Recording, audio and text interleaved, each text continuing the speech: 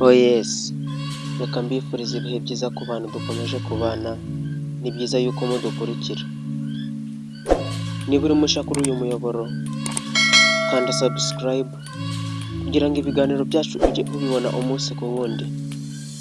Njye tugiye kubana muri iki kiganiro, ndi Mr Felix.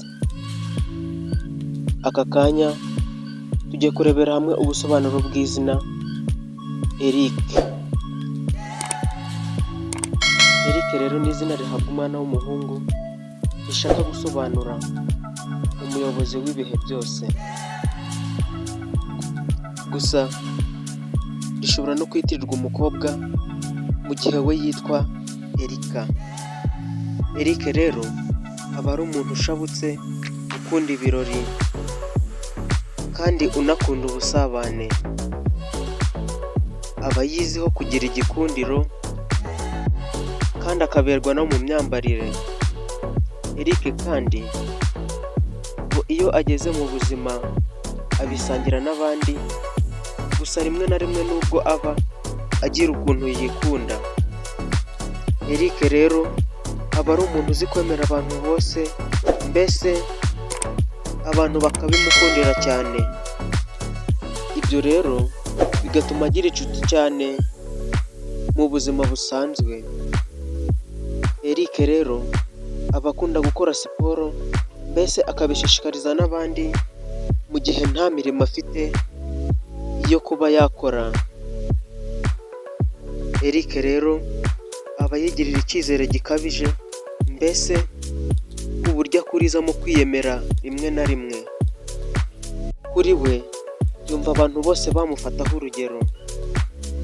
Eric rero ku ishuri aba ari umuhanga, kuko usanga abarezi abakurikirana neza cyane, akabasha gufata ibyo yahawe. Muri make rero, mbese Eric akunda gufata vuba mu buzima bwe busanzwe. Ngo Eric rero iyo akiri umwana aba afata utuntu twose abonye, ngo kandi ntabwo apfa gutanga. Ngo Eric rero aho ageze hose arisanzura kandi agakunda ibikorwa nyaburanga. Eric kandi amenyera abantu vuba bakamwemera. Aba akunda gutembera no kuryoshya rimwe na rimwe.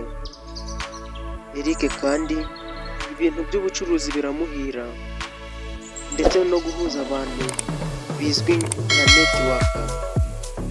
Eric rero ngo iyo atabashije kwiga ngo ntabwo abura icyo akora, kandi mu buzima busanzwe ukabona akomeye cyane. Eric rero usanga akunda imikino itandukanye, nubwo abura amahitamo bikarangira abuze n'umwe akora. Eric kandi yirinda ikintu cyose cyamuteranya na bagenzi be, mbese ikintu cyitwa amahane kigendera kure, kuko aba yumva yabana n'abantu bose neza ku buryo bwose bushoboka. Dusoje dusuhuza abantu bose bitwa ba Eric aho bari hose.